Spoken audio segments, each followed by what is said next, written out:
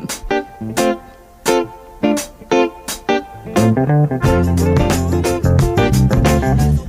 Well, hello, everyone, and welcome to the very next episode of The Remedy with Tova Sido and Janice Gaunt. And Tom Bridwell. Tom, how you doing up there today? I'm good. Good. I've already been to Donuts with Dads at CKS. Oh, Wow. that's pretty fun. What kind of donut did you have? A Bavarian cream. I hate donuts. Oh, What? I hate them. They always make me feel sick I'm after I not eat them. a big donut fan, but I like a cinnamon roll. I like love that, cinnamon rolls. and I like the donut that's braided and it's Like got a green cream Oh, cheese yeah. Danish. No, I don't want that. It's just a plain donut that's braided, I know and on exactly top which one. is chocolate. Oh, Yeah. donuts just always make me feel like I wish I didn't eat it. Yeah, it's like you think, wonder how Just many a bowl grams of sugar. Yeah, how many grams of sugar, and then you're kind of like, ugh, I'd rather have like a piece of cheesecake.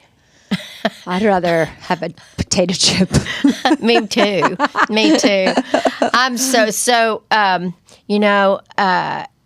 I'm going to San Miguel Oh, when do you leave? Sunday. Hot damn! And you're gone for a gone week? for a week. Yes, So with my fun. friend Vicky Savers in Little Rock. You have so much fun, Janice. We have so much fun on these trips because we've got Spanish we on Monday through Friday. We have a 2-hour Spanish lesson, And just a private. with our Spanish teacher. And fun. and then we leave Spanish class and go have lunch and have a beer with our lunch, and then we have a martini at night. It's perfection. just so much fun. And we're staying at this hotel called Hotel Matilda. Oh, that I you've gone there. really You've like it. I done there haven't before. ever stayed Oh, there, you but I haven't? love their food, and I love they have everything a really, about that place. But it is, and the rooms, I was looking at photos of the rooms, and they look really, really, really good. I love So, everything about that place. I love Yeah. the restaurant. I love the bar. I love the art. Yeah, it's so cool. When I was there, Betty, do you know the designer Betty Johnson? Betsy Johnson? Betsy Johnson? Uh-huh, Yeah. Apparently she comes and lives there for At Hotel Matilda? at Hotel Matilda for months and months at a time. Oh, fun. Maybe she'll be there. So I saw her there.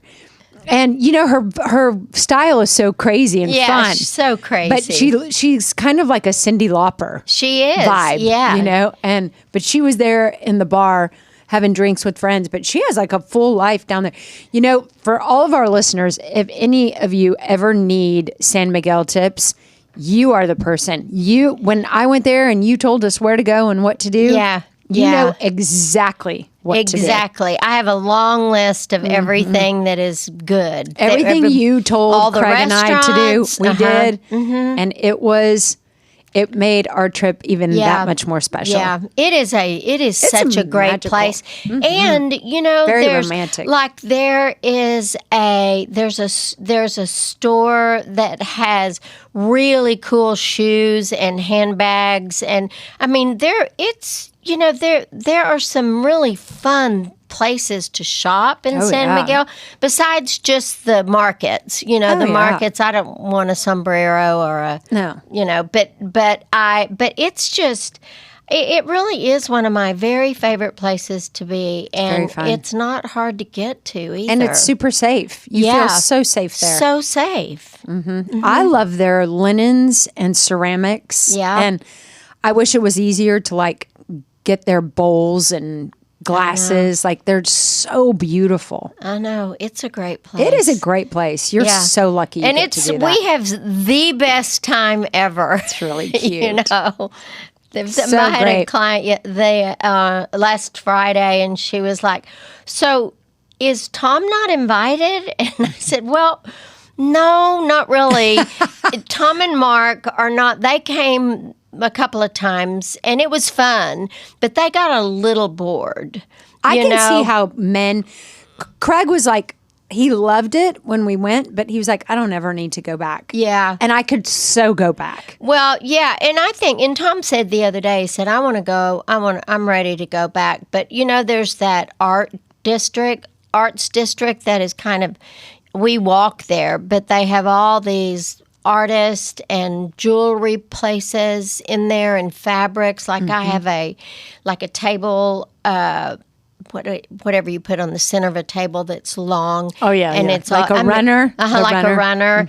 And yeah, it's just a really special place. It is. It is. It's they have great. Beautiful, beautiful things. Beautiful and place. The people are so lovely. They are, and very hardworking. Yeah, it's great. Okay, so let's get started on this week's remedy. Janice came up with a great idea to talk about how do we let things go from the past. Yeah. Boy, howdy. Howdy doody. I don't think you can live this life and not have to let something go. Oh, for sure. Or exactly, your life will be better if you let there are many things that if we can let go of it, then that is going to really make your life better. And I think that one of the things that when I started going to Al-Anon years ago, that's one of the things. That's a big Al-Anon concept, is let go and let God. And so it really, I have to apply that a lot. I mean, I've got 3 adult children. Then I've got grandchildren, and they may make a choice that I don't really agree with, and I really have learned to practice minding my own business, and then I have to let go of the results of there's so many things that we have to let go of. So I think this will be interesting for some tips on how to do it. Do you think that there's anything in your personal past, maybe something with someone, a relationship, a friendship, a betrayal, a disappointment? Do you think that there's anything you hold on to? From your past? Well, I don't. I'm sure that there are things that if I think about it that I could do differently if I could go back and change some of that. But I am really not burdened by anything that I feel like I need to let go of. I think that there are a lot of things that I practice letting go of, but it's kind of a continual practice. It's not like something like, man, at some point, I've got to let that go. Yeah, exactly. Yeah. I had a situation once with a friend who got upset with me about something and literally broke up with me and said, I don't want to be your friend anymore. And that really, really, it was like somebody had punched me in the stomach and I couldn't breathe. And then it was like and then I kept thinking, what do I need to do? I need to blah, blah, blah, blah, blah, blah, blah. And finally, I had to just say, you know what? It's okay. How long ago was that, Janice? That was probably, I don't know, 10 years ago. And she meant it? She stuck with it? Yep. Yeah. Did she feel like you had done something to hurt her? She did. Wow. She thought that I had done well, and so I don't might be go, asking too many questions. Well, no, that's all right. That's all right. I don't want to throw her under the bus, but it was just a disagreement that we had, and I wanted to be able to do one thing, and she said no, absolutely not, and I said, well, I just can't. I can't do it the way you want to do it. And she said, then I do not want to be your friend anymore. And she literally broke up with me. Wow. At the post office. I ran into her and I said, well, are we like going to repair this? And she said, no. Wow. I do not want to be your friend. Wow. And I was. And she was like one of your good friends? Yes. Man. I know. That's shocking. Isn't it? Isn't Wow. it? And I've That would really bother me. I know. And and that's finally I had to just let go of it. Because it wasn't, I just couldn't hold on to it. Yeah. And I thought, you know what? I have a whole long list of friends that are just so easy with which to be. And then, so that I just thought, you know what? It's not worth it. But it was hard. It was really hard. I can't imagine a situation where one of my friends and I would disagree to the point where it would be irreparable. I know it. I think the only thing that would do that for me is like a massive betrayal. Like cheated with your husband or your boyfriend or something. Which I can't believe that shit happens, but that happens a lot. Yeah. I mean, more often than I think it should. Yeah. So if you were sleeping with Craig, I probably wouldn't be your friend anymore. Oh, come on. You're a preacher. It's forgiveness. It's okay. Hilarious. I'm good to go. I'm definitely not worried. But, there are levels of betrayal that you'd have to let somebody go. But man, it would take a lot for me to let go of one of my dear friends. Yeah, wouldn't it? Yeah. Yeah. That whole situation was so painful to me for a long time. And then I just kept thinking, it's just okay. Just let go and let God. And if it's ever supposed to be mended, then it would be mended, but it hasn't. So it's okay. Yeah, but I'm sure going through letting it go was a thing. Oh, it was a big challenge.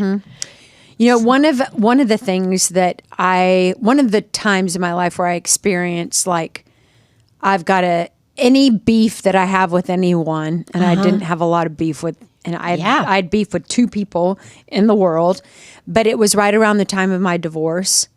I felt like, okay, I have enough going on with my marriage and the loss of and getting divorced that I can't have anything going on with anybody else. Yeah. And so I went to those 2 people and I said, can we fix this? Can we repair this? And we did. And it felt so much better. Oh, yeah. I mean, it just feels so much better to fix things than carry that shit around. Yeah. What about you, Tom? Do you feel like you hold on to anything from either a relationship or a past or a regret or a loss? Is there something that you feel like you have a hard time letting go of? You don't have to say what it is. I'm just curious. No, honestly, I think I've talked about this one time on the show about learning from a pretty bad mistake I made with a girlfriend in college about being really jealous. And I kind of learned a lot from that relationship. So I honestly don't. I've always been pretty resilient. Even my parents told me that when I was a kid. I definitely do not hold grudges. I think it's harder to stay mad and hold shit in. It's just really hard to do that. It takes more effort. Way more energy. It's so exhausting. Just move it on down the road. Just move it on down the road. Yeah, exactly. Knock the dust off your shoes and keep on going. Yes. The sandals. I guess that's what Scripture says, right? Yeah. Yeah. It does use sandals, but that's all they wore back then. Yeah. If they had boots, they would have worn them. High heels. They didn't have stilettos when Jesus was alive. Poor Jesus. Oh, God. Okay, so do you want to start us off by reading the top of this, how to let go of the things from the past? Sure. Okay. Tips for letting go. One thing that connects us as human beings is our ability to feel pain. Whether that pain... Oh, hold on.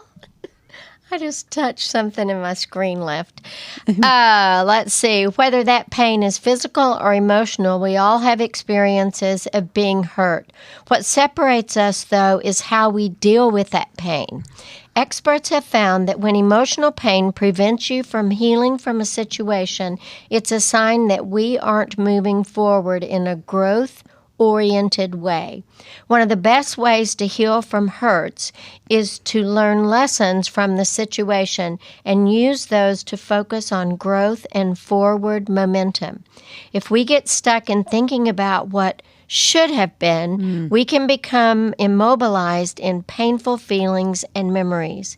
If you're trying to move forward from a painful experience but are unsure how to get started, here are 12 tips to help you let go. Love it. Love it. Me too. Okay, Tom, you want to start us off with number one? Actually, let me pull this up. I can do it. I can do one. I'm ready. I'll be ready for the next one. Okay. Create a positive mantra to counter the painful thoughts. How you talk to yourself can either move you forward or keep you stuck. Often having a mantra that you tell yourself in times of emotional pain can help you reframe your thoughts. For example, says clinical psychologist Carla Manley, PhD, instead of getting stuck in, I can't believe this happened to me, try a positive mantra, such as, I am fortunate to be able to find a new path in life, one that is good for me. I love that. Yeah. I'm a big fan of mantras. You know, this too shall pass, one day at a time, all of those things that can help me get unstuck on a thought that's repetitive or a feeling that's repetitive that I don't want to experience. So I think thought replacement is Essential. really important. Yeah, it's essential to this. Yeah, because we can sit around and ruminate about the experience for over and over and over and over and over again. Yep.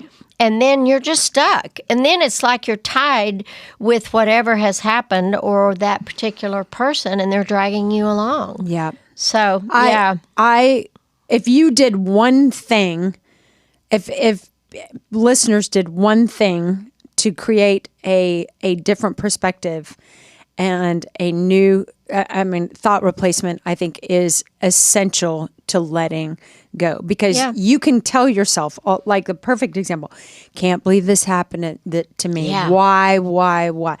Instead of, I met with a family last week. I told you that a friend of mine that her husband died, and her daughter, one of her daughters gets married June 8th. And he was a phenomenal father, just a phenomenal father. And they could be drowning in the why and stay depressed forever. Yeah. But they're really doing an amazing job. Like, you know what? He was the most amazing dad. And we were so lucky to have him for as long as we did.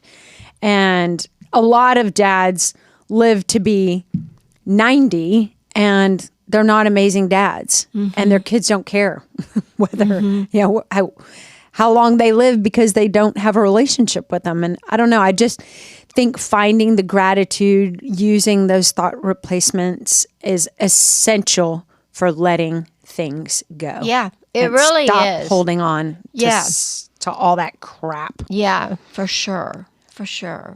Okay. Tom, you want to take two? Yes. Create physical distance. It's not uncommon to hear someone say that you should distance yourself from the person or situation that is causing you to be upset. According to clinical psychologist Ramani Durvasula, PhD. Good job there, Tom. Yeah. I would have been like, I don't know this guy's name. Hardy. Hardy.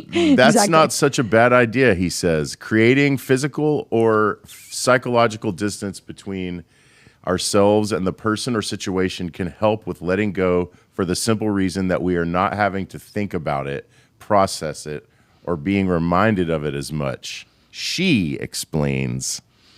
I actually very much agree. He identifies as a she. Yeah. He identifies as a she. You're hilarious. Good to know. I think sometimes this is essential as well. Whenever I've had, like when I was dating, right after my divorce, and I would go on a few dates, but then or even dated someone for a little while and then didn't want to date them anymore, and then had to have that awful, awkward conversation. Yeah. The easiest thing for me to do would be to distance myself. Yeah. I could not keep going with the talking and the communicating. I didn't want to meet for coffee and talk about it again. Yeah. Like, I had to really, that was one thing that I absolutely knew I had to do, was create distance in order to keep the separation. Yeah, I think that's so important. And when you were saying that, I remember when I had that experience with that friend of mine. Shortly after that, there was a party that another friend of mine had, and I didn't go because I thought, I'm just gonna. That's not going to be good for me. It's not Right. going to be fun for me. So I just called her and just said, you know what? I have a conflict, and so I'm not going to be able to be there. And I thought that was by far the best thing. And I think that it is something that we can practice. We don't have to like everybody or love everybody. And so there are times when you just create distance. Yeah. Because we are responsible for taking care of ourselves. Yeah. Yeah. Are there people that you will like, I don't want to be around that person, or like you will avoid Yeah. being in their presence because it's just not a positive place for you? Yeah. Yeah. I do. I have Yeah. a couple Yeah. I don't want to run into. I don't Yeah. want to see. Yeah. I don't want to hang out with. No, that's right. It's okay. Yeah. I think that's okay. And I'm sure there's somebody out there who's like, I don't want to see her. I don't think so, Tova. I bet there's one or two. But they probably don't listen to this, so I think I'm safe. That's hilarious. Okay. How about 3, Janice? Okay, do your own work. It's important coming from you. Focusing on yourself is important. You have to make the choice to address the hurt that you've experienced. When you think about a person who caused you pain, bring yourself back to the present. Then focus on something that you're grateful for. Really good. Yeah.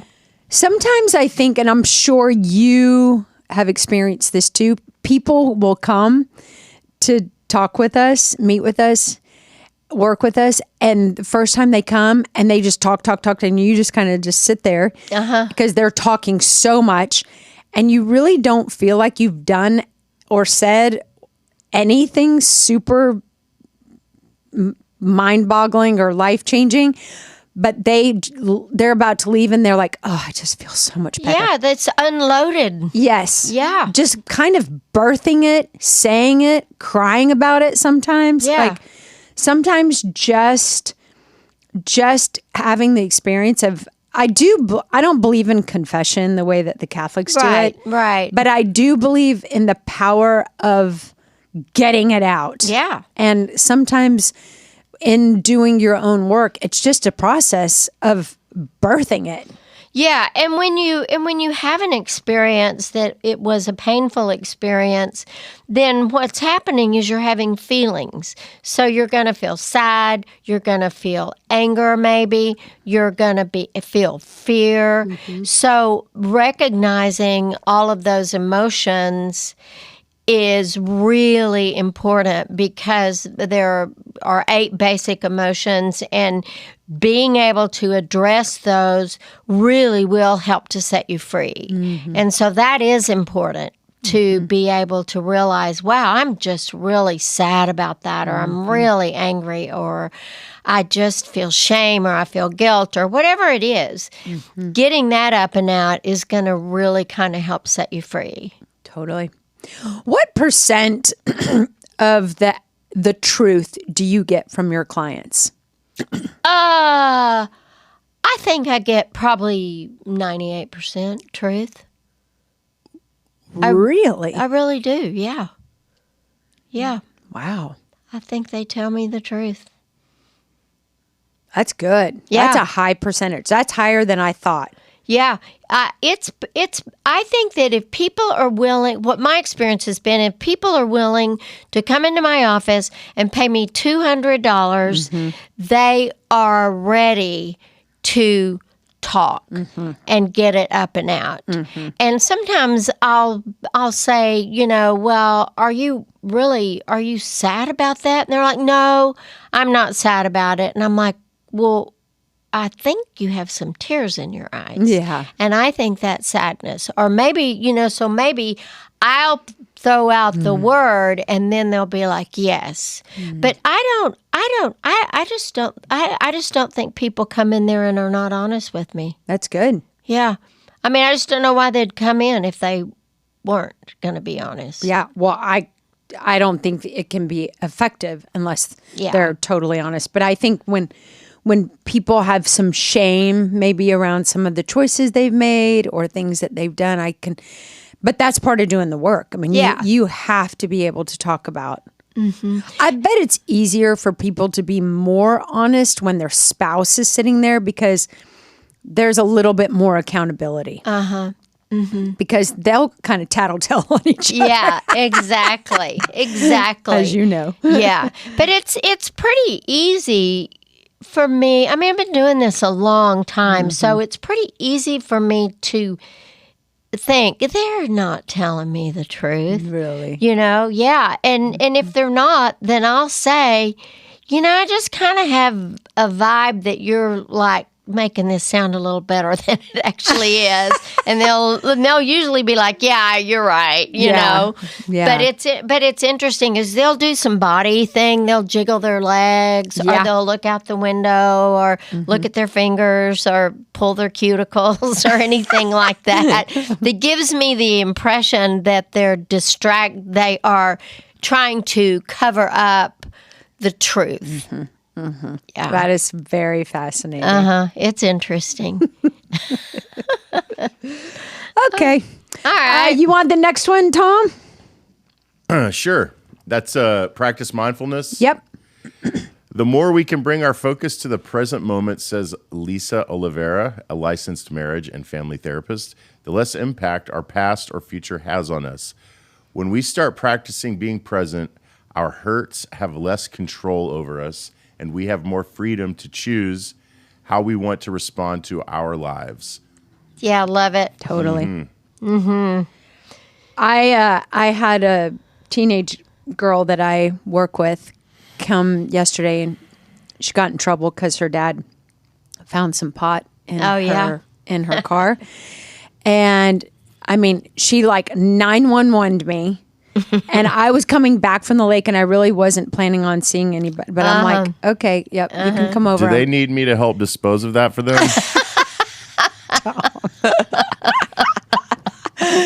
Yeah, we'll put you on that list. Crack up. So she came to me in sheer panic.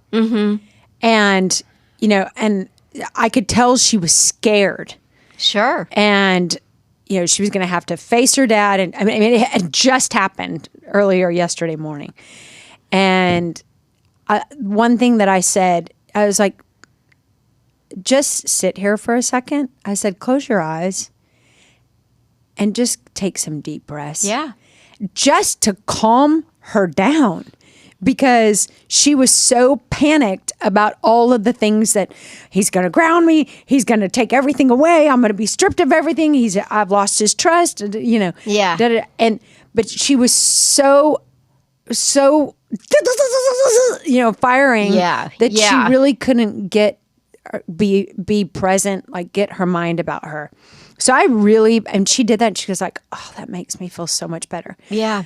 I was like, just sometimes she goes, I do that when I play sports, but I've never done that in life. And I'm like, just settling back into your breath. Yeah. Sometimes the breath is so helpful. Essential. I also really like the wiggle your toes. Wiggle your toes, and that will bring you back into the now because it brings you back into your body too, like the breath. So, yeah, and that is mindfulness. Totally. That changes everything. Yeah. And allows, your perspective gets more clear, I think. Yeah. The next one is be gentle with yourself. Love that. Me too. If your first response to not being able to let go of a painful situation is to criticize yourself, it's time to show yourself some kindness and compassion. Olivera says this looks like treating ourselves like we would treat a friend, offering ourselves self-compassion and avoiding comparisons between our journey and those of others. Hurt is inevitable, and we may not be able to avoid pain. However, we can choose to treat ourselves kindly and lovingly when it comes. Boy, howdy, do I believe in this. And that's something, Janice, you really taught me when I was getting divorced. Like, sleep, eat. Yeah.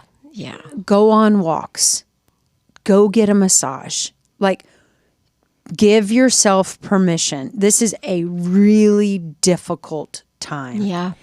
And I think in those difficult moments, it's really hard to be really good to yourself because we're all of the... Yeah. To actually nurture yourself is essential. It really is. And when you're in the thick of pain.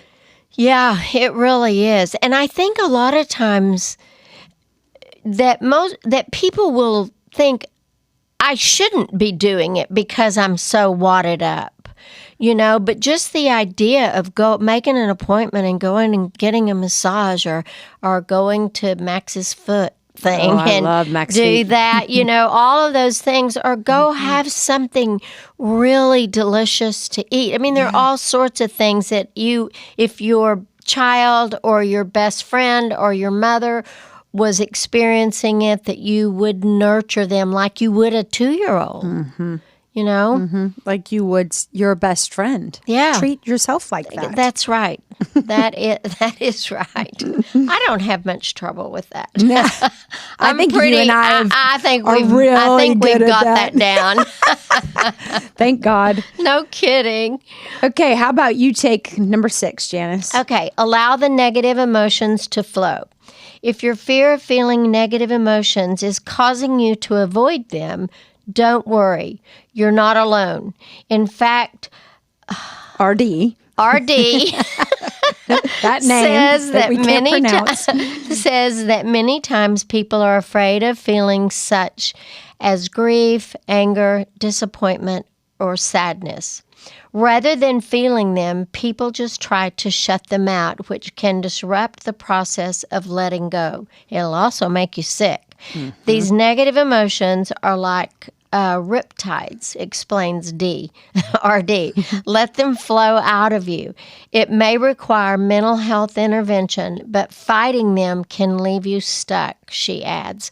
I believe that negative feelings that we do not allow ourselves to experience causes disease. Mm-hmm. I could not agree more. I think it can cause cancer. I really do. I think it does cause cancer. Mm-hmm.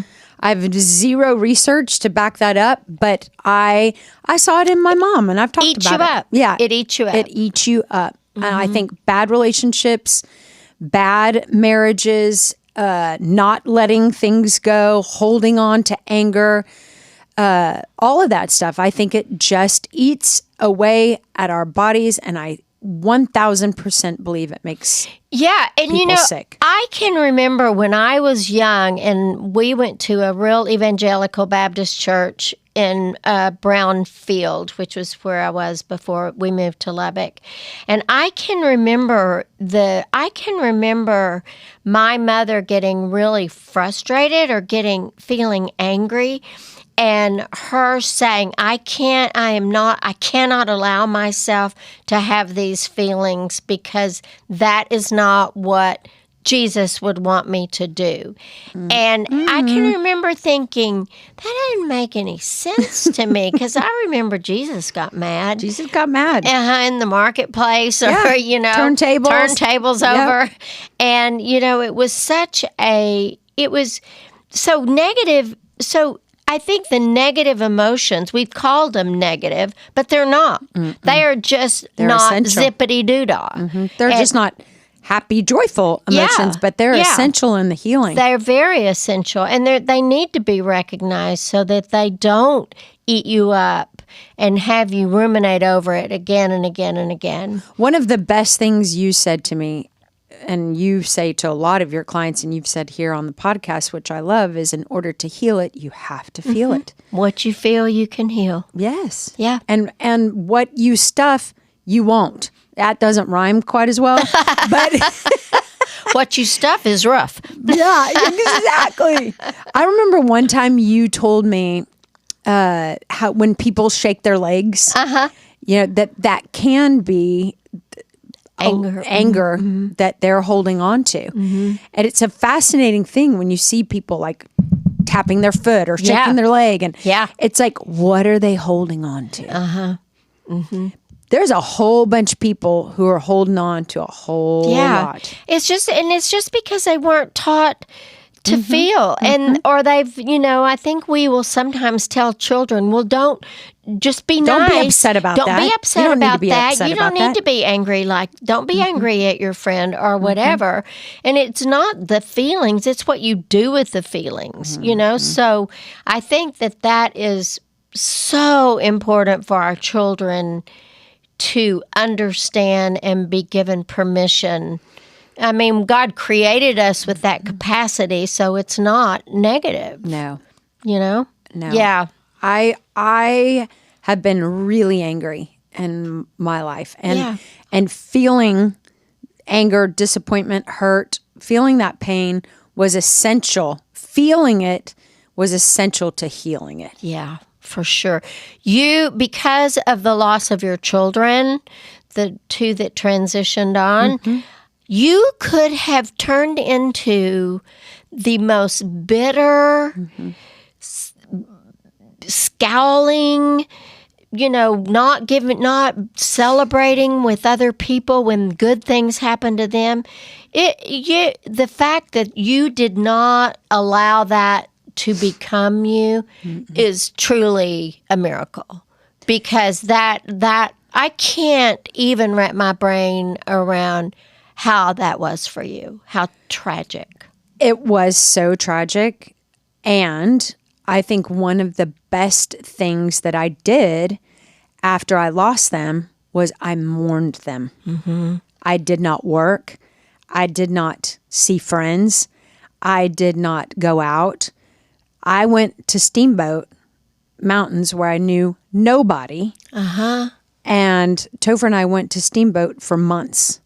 And we walked our dogs and we cried. And we missed our children. And I didn't come back zippity-doo-dah, but I allowed myself. I remember one time I was on a walk. Topher went fly fishing. And I went and found him where he was fly fishing, or supposed to be fly fishing. And instead of him fly fishing, he was sitting on a bench, absolutely bawling his eyes out by himself. And I had just been on a long walk crying myself. And we just sat there in silence with tears streaming down our face. And I took a bath every night. And I remember sitting there in the bathtub looking out at the trees, and the aspens were turning. And I would just watch the wind and the aspens. They're so beautiful. They're so beautiful. And I would just miss my children. And it was really hard to do that. It was. I'm not going to sit here and say it wasn't I'm easy. sure it was hard. But I really, you know, the Jewish faith has Shabbat. Isn't it called I think so. Shabbat? When somebody dies. And everybody is just wailing, right? And they're dressed in black for how long? A year. I think it's a year. The community is assigned to take care of that person so that they can just mourn their loss. And I'm like, damn if they didn't get that right. No kidding. And they take care of the people who need to mourn. Yeah. And it is what heals you. So, but it's so odd that we don't allow, we just kind of want them to hurry up and stop because it's uncomfortable, because then we feel sad, or we feel like we need to fix it. But all we need to do is be there with them if they want that. Totally. And just, help them create the space to mourn it. And give them permission to. Yes. Give them permission and support them in that mourning. It is never made sense to me how you could lose someone on a Monday, bury them on Friday, and then you're supposed to be back at frickin' work on Monday. And then people say, well, they're in a better place. Some of those... Don't ever say that Some to of those anybody lines are just so... God needed another angel. If I heard that one more time, I was going to choke somebody. I'll bet. You can't say that stuff. No. You just say, I love you and I'm so sorry. And it hurts. I bet that is so hard. Do not come at people with those. If I can... No, it's not good. Okay, I don't need to go on that rant. Okay, the next one is... this is a good one. Accept that the other person may not apologize. Mm-hmm. Waiting for an apology from the person who hurt you will slow down the process of letting go. If you're experiencing hurt and pain, it's important you take care of your own healing, which may mean accepting that the person who hurt you is never going to apologize. Yeah, that's exactly what happened with me. People use that as an excuse to hold on to their anger. Well, he didn't apologize. Yeah. I can't forgive somebody who's not sorry. Yeah. Like hell you can't. Yeah. That is a lame excuse for holding on. Do yourself a favor and just let go of it. Mm-hmm. It's a process. It's not a one-time, okay, I can let go now. Right. You have to do it over and over and over again because you will relive in your brain the experience, and every time you relive the experience in your brain, you're going to feel it in your body, where will be an emotional, whatever that emotion is, and sometimes it takes a long time. Yeah. I remember when I was getting divorced, I asked my friend Mary Catherine, how did you forgive your ex-husband? And she said, I woke up every day and did it again. Mm-hmm. And that was profound advice for me at the time. Like, okay. Yeah. Like, if this is a decision I'm going to have to make every single day until it's gone. Mm-hmm. That was powerful for me. Yeah, that is really good. Tom, you want to hit number 8? Yes. I feel like we already talked about this. Engage in self-care. What's different about this and the other one we had that said be gentle with yourself? Maybe different. You read. I'll stop talking. When we are hurting, it often feels like there's nothing but hurt. Oliveira says practicing self-care can look like setting boundaries, saying no, doing the things that brings us joy and comfort, and listening to our own needs first. The more we can implement self-care into our daily lives, the more empowered we are. From that space, our hurts don't feel as overwhelming. Well, definitely should do this on a bad day, but hell, I'm interested in doing this stuff on a good day. Yeah. No kidding. No kidding. I'm all about practicing self-care, setting boundaries, saying no, and doing the things that bring me joy and comfort. That's right. Me too. You taught me how to do that. I'm really proud of that. Yeah. I've been told that I'm the most selfish person in the world, and I'm like, yes, I know I am. I work at it. I work at it?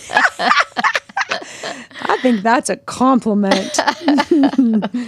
I'm an expert at saying no. Uh-huh. All right. You want to tackle 9? Sure. Surround yourself with people who fill you up.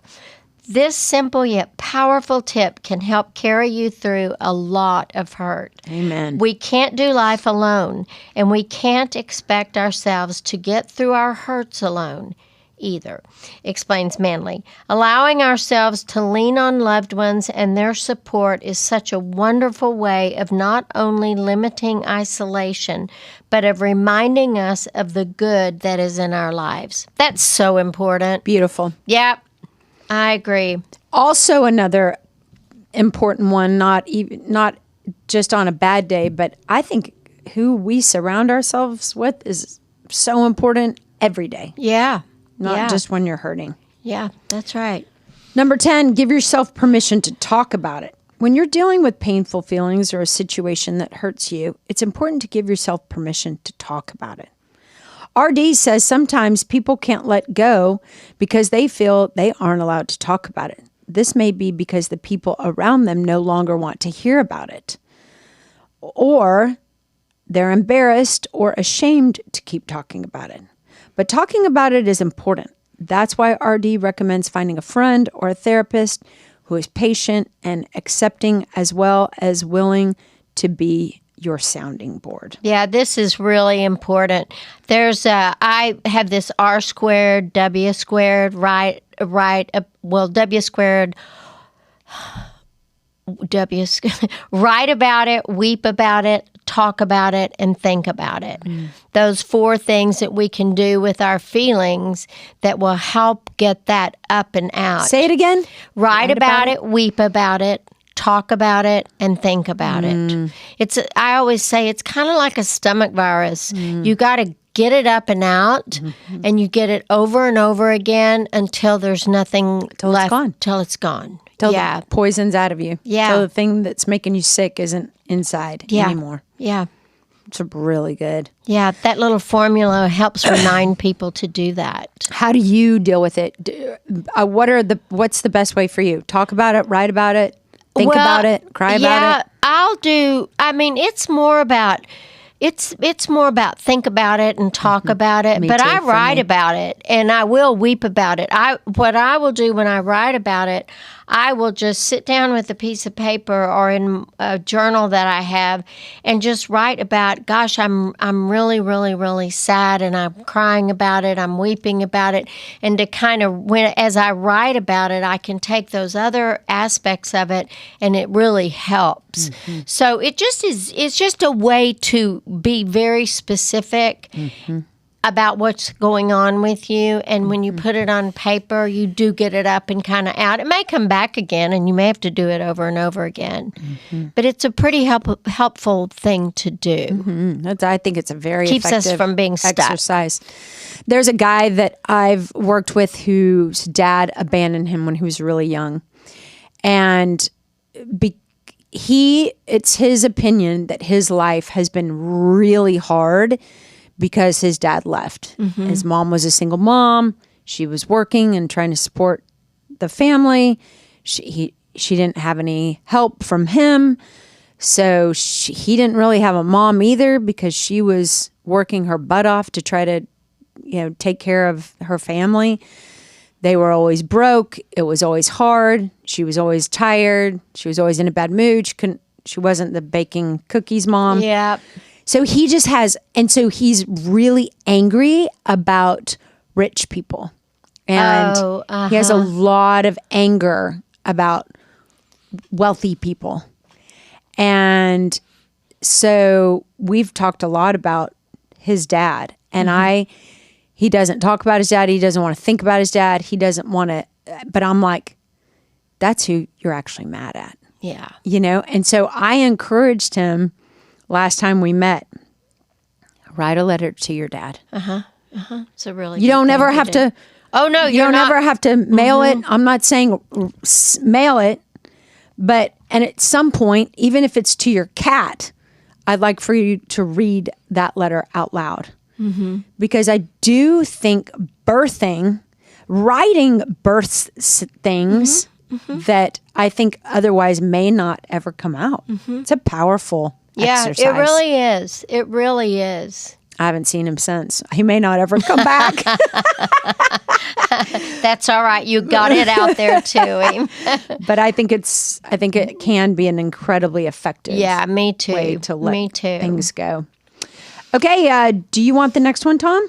Sure. This is number 11. Yep, number 11. Give yourself. Oops, I just clicked on the wrong thing. Hold on. Give yourself permission to forgive. Since waiting for the other person to apologize can stall the process of letting go, you may have to work on your own forgiveness. Forgiveness is vital to the healing process because it allows you to let go of anger, guilt, shame, sadness, or any other feeling you may be experiencing and move on. Yeah, that's good. And when I had that experience with that friend of mine, I did not want to forgive her. I really didn't. I was so hurt that I gave myself permission. It was like it was a righteous anger.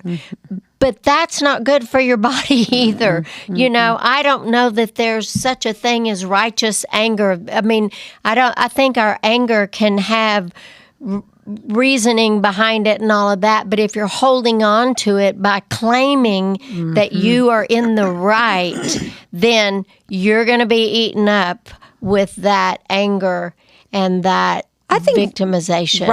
I totally agree. Righteous anger is a good place to visit. It's a terrible place to get stuck. Yeah.